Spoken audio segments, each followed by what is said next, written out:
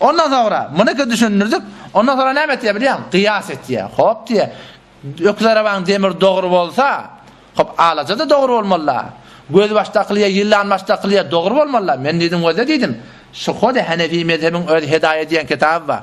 4 ciltçi. Şu 4 cildin okuyula mantıqada ikisi okuyuluyor. Elhamdülillah bizim okuyulan mezhebimizde 4 okuyuluyor şu. İkisi okuyuluyor şu 4. cildinde. Faslun fil lubs var. Şonda kavlu er-retime ve temime geliyor.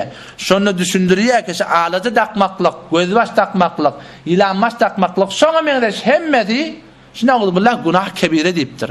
Ha oğlan şon gözden dillen takacak mı? Doğa da kamali. Avvala çüflemeli. Kul a'udhu bi rabbil felak, bi rabbin nas okuyup çüflemeli oğlan şonu.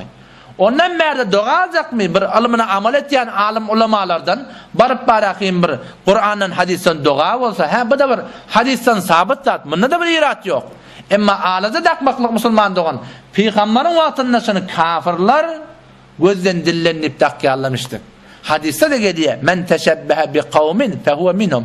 Her kim zahiri taiden özünü başka bir millete mengdetse şu da şu milletten sahiliye deyiptir Peygamber. Teşebbüh diyen bir zahiri oluyor. Takalluk diyen bir batini mesailer oluyor.